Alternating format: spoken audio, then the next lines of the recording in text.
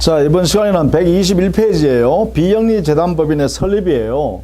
이 과정에서는 했죠. 정관 작성, 주무관청의 허가, 그 다음에 주된 사무소 소재지를 관할하는 등기소에 가서 설립 등기, 이렇게 하면 재단법인 설립하잖아요. 이때 정관을 작성하면서 설립자는 반드시 재산을 내놔야 되잖아. 이것을 출연행위라고 한단 말이에요. 따라서 이 출연행위에서요, 여러분 교재는 128페이지, 123페이지예요. 재산의 출연.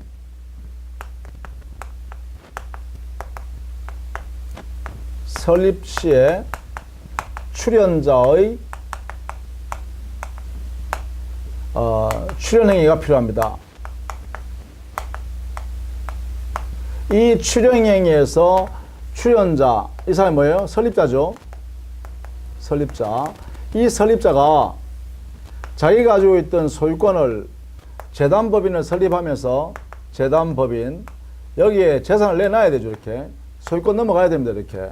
그래야 재단법인이 가능하죠. 왜? 재단법인은 재산의 단체의 권리 능력이 인정되는 거잖아요. 사람으로. 그러니까 재산이 넘어와야 된다는 거예요. 그러면 여기 제일 핵심되는 게 뭐냐? 도대체 출연자인 이 설립자가 가지고 있던 소유권이 언제 재단법인에게 귀속되느냐 이 말이에요. 이게 가장 중요한 것이죠. 언제 귀속되냐. 여기에 대해서 우리 민법에 명문 규정이 있다 이 말이죠. 그것이 여러분 교재 123페이지에 정리를 해 두었습니다. 이 부분을 꼭 여러분 숙지해 주셔야 됩니다. 반드시. 자, 먼저 출연행위의 성질은 거기 보시니까 뭐라 했어요? 재단법인 설립행위로 재산을 내놓는 행위다 이랬잖아요. 자, 이때요. 거기에 출연 재산의 귀속 시기요. 거기는 민법 48조에 명문 규정이 있다 이 말이에요. 48조. 자, 이 48조에 보시면 1항에 뭐라 했어요? 생전처분으로, 생전처분은 뭐냐면 설립자가 살아있는 상태에서 재산을 내놓는다 이 말이에요. 그래서 생전처분으로 재단법인을 설립하는 때에는 출연 재산은 법인이 성립된 때 법인에게 귀속된다. 이래놨죠? 이건 무슨 말이냐면 생전 처분에 의하여 재단법인을 설립한다. 이럴 때는 이 설립자의 소유권이 언제 가냐 하면 요게요. 거기 보니까 뭐를 적용한다? 법인이 성립하는 때 재산이 귀속하죠. 그러면 설립 등기를 하면 이 등기가 뭐예요? 바로 재단법인 설립식이죠. 이게 성립하는 거예요. 이게 법인의 성립이에요.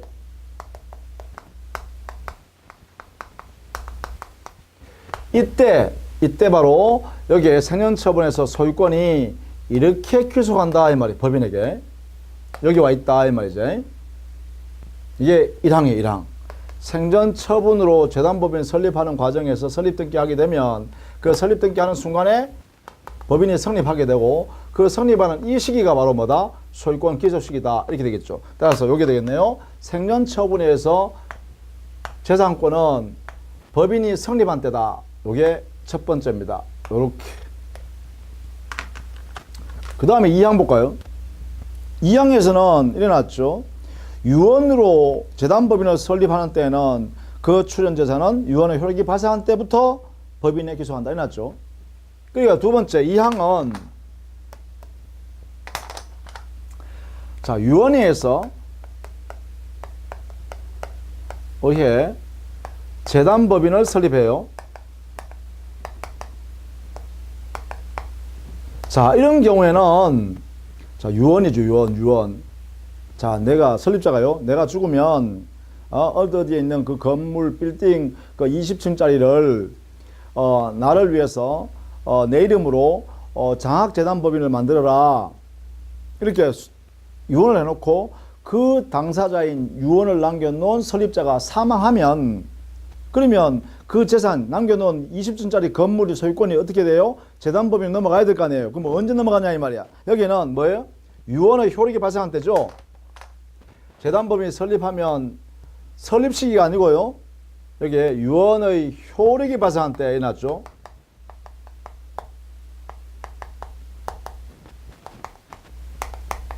이렇게요. 유언의 효력이 발생할 때 이때 재산이 여기에 있는 소유권이요. 이렇게 넘어간다 이 말이야. 소유권이 이렇게 재단법인이 넘어왔다 이 말이야. 그럼 여기는 핵심이 뭐예요? 유언의 효력이 발생한 때예요. 이게 가장 중요한 시점이죠. 이게 몇 조예요? 자, 유언에 의해서 발생할 때 이렇게 되죠? 2항입니다. 생전처분에 의할 때는 재단법인 설립할 등기, 설립 등기가 되는 성립 시기에 재산이 소유권 넘어오고요. 유언에 의해서 재단법인을 설립할 때는 유언의 효력이 발생할 때 유언의 효력. 유언의 효력 발생한 시점은 또 그러면 구체적으로 뭐냐? 이게 바로 유언자인 설립자가 사망하면 유언의 효력이 발생합니다. 유언의 효력 발생 시기는 바로 사망시입니다. 사망시. 이렇게요. 이렇게 해도 되고 이렇게 해도 되겠죠? 유언의 효력 발생할 때 이거는 법 조문은 그대로 해석하는 거고요. 그것을 의미를 밝히면 그 설립자가 유언을 한 설립자가 사망하면 유언의 효력이 발생하니까 사망시에 소유권이 넘어간다. 이렇게 해도 되죠? 자, 이게 48조에 따라서 이렇게 합니다. 이렇게. 자, 이걸 꼭 알아두셔야 돼. 꼭 알아두셔야 돼. 꼭. 자, 그런데 문제는 뭐냐면 이 소유권이 만약에 부동산 아까 뿐에 했죠. 자, 설립자가 20짜리 건물을 소유권을 내가 재산을 내놓겠다. 재단법인으로 장학 재단법인 만들기 위해서 내놓는다. 이랬을 때 그러면 보세요. 자, 설립자 갑이 20짜리 건물 이게 한 50억짜리 됩니다. 가치가. 이 소유권을 그러면 자기 앞에 등기가 있겠죠. 이 소유권을 갑 자기 이름을 따서 장학 재단법인을 이렇게 만들었어요. 이게 만들면 소유권은 이렇게 넘어가는 수준. 만약에 갑이 생전처분으로 그런 것 때문에 어떻게 돼요? 그래요. 이래 되죠. 여기에 재단법인을 설립 등기하는 때 재단법인 설립 등기를 하면 바로 여기에 있는 소유권이 이렇게 와 있습니다. 소유권이. 그런데 문제는 뭐냐면 등기가 어떻게 되어 있어요? 여기에 있는 갑 명의의 등기는 아직 그대로 남아있죠. 이렇게. 소유권은 갑-인 재단법인한테 와 있어요. 이렇게. 왜? 설립 등기하면 법인이 성립하게 되고 성립한 시점에 소유권이 와 있다는 거잖아. 소유권은 여기 와 있지만 등기부에 등기는 아직 이전 등기를 하지 않았으니까 설립자인 갑의 소유자라고 등기가 돼 있겠죠. 이렇게. 갑 소유자라고 등기부에 등기돼 있다 이 말이야. 자, 그런데 만약에 말이죠. 여기서는 if입니다. if. 만약에 제3자 병이라는 사람이 이 건물을 사고 싶어요. 50억을 주고. 그래서 만약에 병이 아직 갑-재단법인한테로 등기 전하지 아니한 상태에서 이 등기부를 보니까 갑이 소유자로 되어 있잖아. 등기상에. 그러니까 이 병이라는 사람이 갑한테 갔어요. 이 건물 50억에 내가 살 테니까 내한테 주시오. 이렇게 해서 파시오 했어요. 자, 이때 갑은요.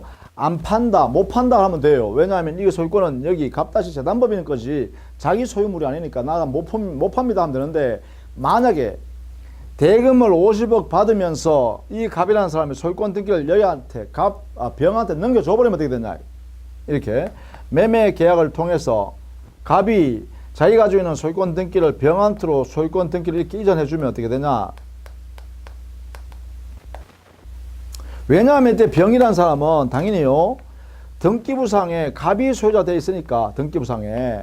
그래서 갑한테 가서 내가 사겠습니다. 이렇게 했다는 것이죠. 그러면 원래는 갑은 내가 못 팝니다 해야 되는 거야. 자기 것이 아니니까. 그럼에도 불구하고 등기부에 갑이 소유자 되어 있으니까 자기가 팔아버리면 어떻게 되냐. 이게 이제 문제가 된다는 거예요. 그래서 팔아가서 대금을 받고 소유권 등기를 이렇게 넘겨줘버리면 그러면 당연히요. 건물 소유권 한계에 대해서 등기부에는 병이 소유자 되어 있고 그 다음에 48조 규정에 의하면 갑이 소유자 되어 있는 거잖아요. 보세요. 여기에 있는 병이 소유권을 갖고 있다고 표시되어 있고 여기에 요거는 48조에 따라서 갑이 사유자라고 그러는 거예요.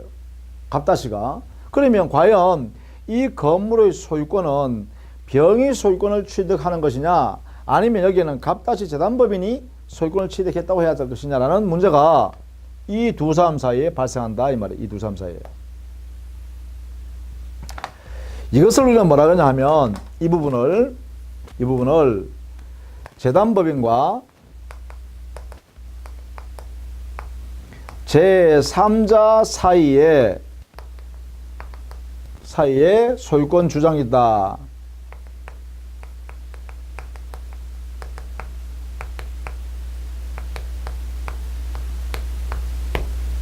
자, 이 두 사람 사이에 재단법인이 소유자냐, 제3자, 요 제3자 등기를 갖춘 제3자입니다. 이 등기를 갖춘 제3자 사이에 과연 소유권이 누구한테 있냐 이 말이죠. 소유권 귀속 주체는 누가 주장할 수 있냐 이 말이죠. 여기에 대해서 우리 민법에는 아무런 규정이 없어서 여기에 판례가 있다는 거예요. 이 판례는 이렇게 했어요. 기준을 재단법인과 제3자 사이에 누가 당의 재단법인 목적이 되어 재단법인의 목적이 되어 있는 당의 부동산의 소유권은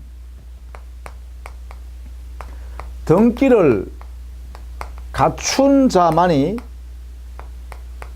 소유권을 취득한다. 주장할 수 있다 이 말이죠. 이렇게 판단했다는 거예요. 우리 민법이 판례가 등기를 갖춘 자가 소유권을 취득한 거다. 그러면 결론적으로 말하면 이게 어떻게 되겠어? 이 사례에서는 병이 소유권을 취득했다라고 주장할 수가 있다 이 말이지. 그래서 병이 소유권을 취득했다. 이래 됩니다. 이렇게. 따라서 이렇게 하는 것이 판례 태도다라는 것을 꼭 알아두셔야 돼요. 이 부분을 꼭 알아두셔야 돼요. 이 부분.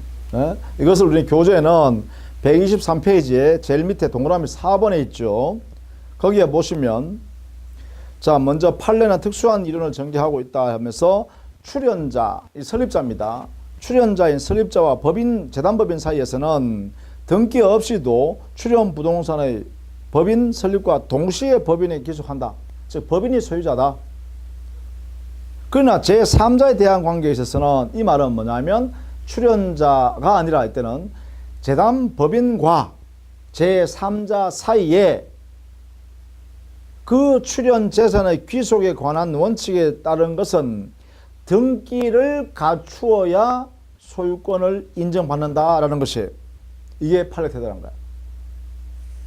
따라서 이 구체적 사례에서는 병과 갑다시 재단법인 사이에서는 병이 소유권 등기를 갖출 수 있는 상태이기 때문에 병이 소유권을 취득했다라고 해석할 수밖에 없고 재단법인은 소유권자라고 제3자인 병한테는 주장할 수 없다 이 말이야. 자 이렇게 정리를 해 두십니다. 자 그 다음에 124페이지에 정관의 보충인데요. 정관의 보충은 사단법인의 경우는 자율적 법인이니까 사원총회에 모여서 구성원들이 그 사단법인의 정관을 보충하면 돼요. 따라서 여기는 아무런 제한이 없습니다. 자유롭게 자율적 법인으로서의 사단법인은 구성원 단체 즉 사원총회를 통해서 보충할 수 있다. 그런데 문제는 뭐냐면 재단법인의 정관 보충입니다.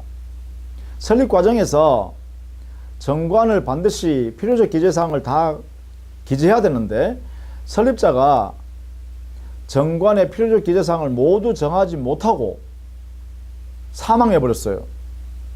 그러면 그 재단법인은 설립할 수 없느냐? 여기에 대해서 일정한 절차에 따라서 정관을 보충해 가지고 그 재단법인을 설립시켜 주자. 이게 그렇게 함으로써 설립자의 진의대로 당의 재단법인을 설립하는 것이 온당하기 때문이죠. 그래서 우리 법 44조에서요. 재단법인의 정관 보충이라는 절차를 만들어 놨습니다. 여기는 일단요. 재단법인의 설립자가 명칭, 사무소 소재지 또는 이사 임면 방법을 정하지 아니하고 사망한 때만 여기에 보충할 수 있어요. 명칭, 사무소 소재지 그리고 이사 임면에 관한 사항 여기에 정한 것이 없을 때 이때 일정한 절차에 따라서 정관을 보충할 수 있는데 이때는요 누가 보충하느냐? 법원이 보충합니다. 법원. 그러면 법원은요, 스스로 하는 게 아니라 반드시 누구의 총을 받아 청구.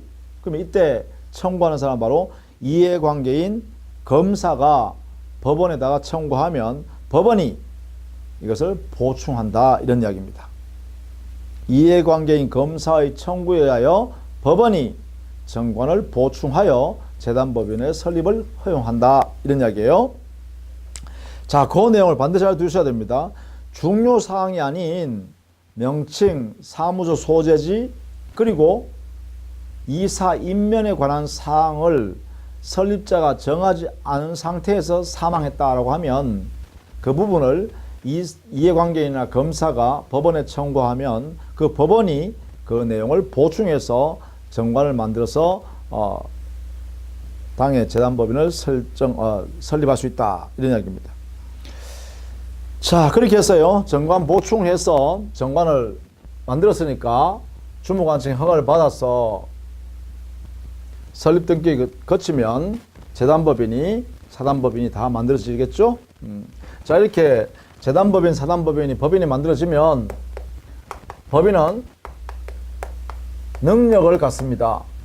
그렇죠? 이 능력에 관해서요, 법인 의제설에서는 원칙적으로 부정한다 했죠?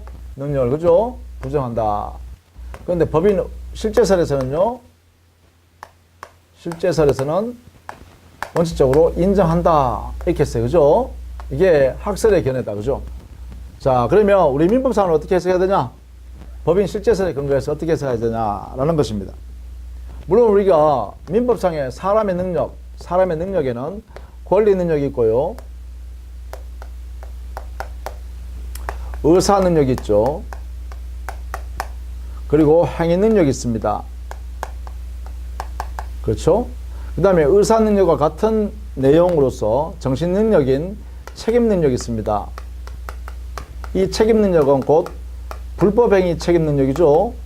불법 행위에 관한 능력이에요. 불법 행위를 할 수 있는 능력이다 이 말이죠. 책임질 수 있는 능력이다 이거죠. 그건 정신 능력입니다. 이거는 정신 능력.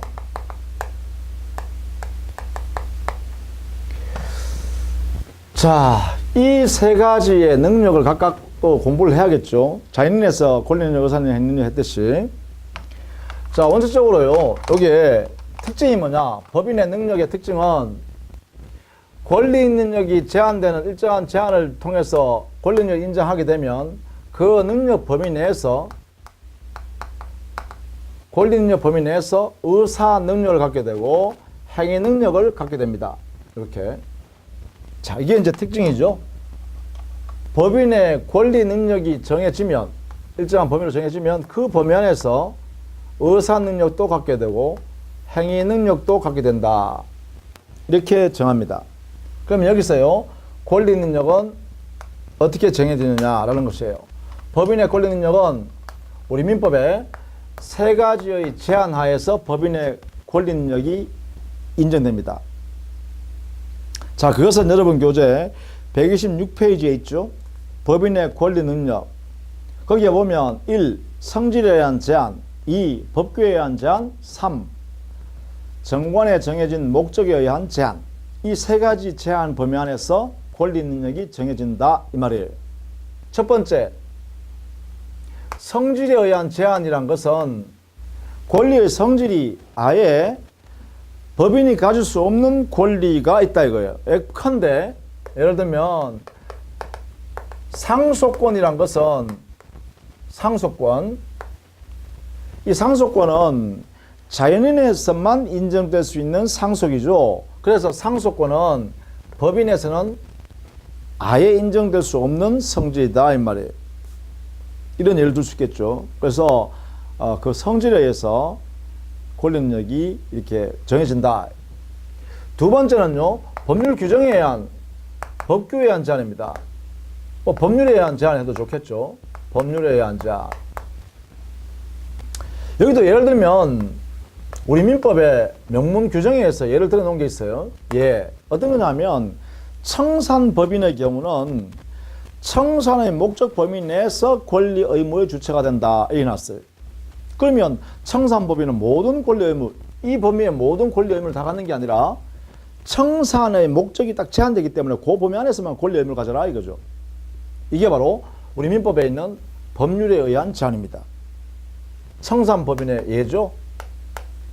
청산법인은 그 청산의 목적 범위 내에서만 권리 의무 주체가 된다. 이렇게 제한했다는 거죠. 이게 바로 법률에 의한 제한. 세 번째는요. 정관에 있는 목적 있죠. 이 목적에 의한 제한이 있습니다. 목적. 왜냐하면 법인은 그 목적 범위 내에서 활동하기 때문에 그렇습니다. 그래서 성질에 의한 제한, 법규에 의한 제한, 목적에 의한 제한. 이게 바로 법인의 권리 능력의 범위입니다. 이 범위 안에서만 인정된다는 것이죠. 자, 이때 목적에 의한 제한에 이 목적을 해석할 때에서는 해석, 이것은 넓게 해석하는 방법이 있고 좁게 해석하는 방법이 있습니다. 넓게 해석하는 방법은 정관에 정해져 있는 목적을 위반되지 않는다면 모든 행위를 할 수 있다 해서 넓게 해석하는 거죠. 목적이 위반되지 않는다면 할 수 있다. 광의서로 해석할 수 있죠. 반면에 좁게 해석하는 방법이 있습니다. 이 목적이라는 요 범위를 좁게 해석하는 것. 그게 뭐냐면 정관에 정해져 있는 목적을 달성하기 위해서 필요한 범위 내, 목적을 달성하기 위한 범위 내에서만 권리 의무의 주체가 된다. 이렇게 정해볼 수 있다는 거죠. 이게 뭐예요? 협의설. 좁게 해석한다. 협의설. 이렇게 두 가지 나올 수 있어요. 학자들은 광의설을 추천합니다. 그 목적에 위배되지 않는 범위 내에서는 다 할 수 있다. 다 할 수 있으니까 뭐야? 권리능력 다 갖는다 이거죠. 그에 반해서 협의설, 이것은 판례가 취하는 태도입니다. 즉 목적을 달성하기 위해서 필요한 범위 내에서만 할 수 있다. 이렇게 해요. 따라서 협의설, 필요한 범위 내, 이게 필요한 범위 내, 이렇게 해석하고 있다. 필요한 범위 내에서 직접적이든 간접적이든 그 범위 안에서만 해라. 이렇게 하고 있죠. 자, 목적의 범위 정했습니다. 자, 이렇게 되면 권리의 이러한 제한된 범위 안에서 권리 능력을 갖게 되면 바로 그 범위 안에서 의사 능력도 행사할 수 있고 행위 능력도 행사할 수 있다. 이렇게 되는데 이때 의사 능력이나 행위 능력은 그러면 구체적으로 누가 의사 결정하고 구체적으로 누가 의사를 결정하고 누가 행위를 하는가, 행위의 주체가 되는가, 이런 질문이 있겠죠. 누가 하느냐, 누가. 요 대답은요, 바로 법인의 대표기관이, 대표자요, 법인의 대표기관, 보통 이사죠. 이사 등. 이 대표기관이 구체적으로 의사결정을 하고 구체적으로 행위를 하게 된다. 이겠죠. 즉 대표기관이 의사결정을 하게 되면 그것은 곧 법인이 결정한 것이고 법인이 행위를 하게 되면 그것이 곧 법인의 행위다 이 말이죠. 그래서 구체적으로는 대표기관이 의사결정과 대표기관이 행위의 주체가 된다 이렇게 되겠죠. 이것이 곧 뭐라고? 법인의 의사이며 동시에 법인의 행위다 이렇게. 자, 이런 내용으로 우리는 정리해 두면 되겠다. 그것이 127페이지에 가면 법인의 행위 능력에 가면 의사에서는 부정한다, 실제에서는 당연히 인정한다. 이때 법인의 대표기관은 구체적으로 법인의 대표기관 스스로가 의사결정하는 것이 곧 법인의 의사결정이요. 대표기관의 스스로의 행위가 곧 법인의 행위다. 그게 동그라미 1번과 동그라미 2번 제일 밑에 있죠. 그런 내용이다. 그래서 그걸 구체적으로 128페이지에 보시면 일어났죠. 양갈로 3번. 법인의 행위 능력 범위는 이거죠, 이거. 법인의 행위 능력 범위는 바로 권리 능력에 인정되는 범위 내가 곧 행위 능력 범위다. 그래서 행위 능력 범위는 권리 능력의 범위와 일치한다. 이렇게 했죠. 그것을 구체적으로 하는 사람은 대표기관이 행위를 하게 되면 그것이 곧 법인의 행위로 간주된다. 그게 바로 곧 법인의 행위다. 이 말이지. 자, 이렇게 해서 법인의 능력 세 가지요. 권리능력, 의사능력, 행위능력. 그리고 이 중에 권리능력을 범위를 정하는 방법은 성질에 대한 제한, 법규에 대한, 법률에 대한 제한, 그 다음에 목적에 대한 제한. 이 내용으로서 권리능력이 정해진다. 이렇게 되겠죠. 자, 다음 시간에는요. 법인의 불법행위 능력인데 이것은 중요한 부분이기도 해요. 그래서 이거는 따로 떼서 우리가 강의하도록 하겠습니다. 자, 다음 시간에 또 뵙죠. 수고했습니다.